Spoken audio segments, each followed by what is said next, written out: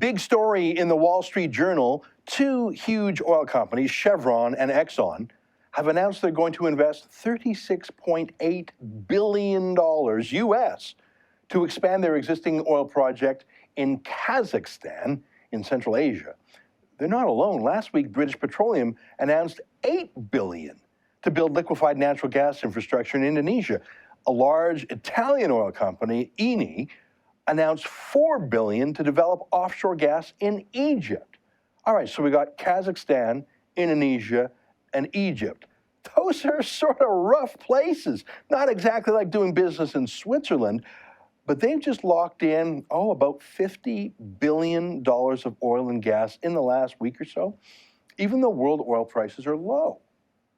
So if Kazakhstan, Indonesia, and Egypt can attract oil and gas investment at today's world oil prices, why can't Alberta? Well, obviously, because in the eyes of world investors, the governments of Kazakhstan, Indonesia, and Egypt are a safer investment risk than Rachel Notley's NDP. Now, that's not being completely fair. See, there are actually some multi-billion-dollar investors still willing to invest in Alberta, but mainly in pipelines. $15.7 billion to build Energy East from Alberta to New Brunswick.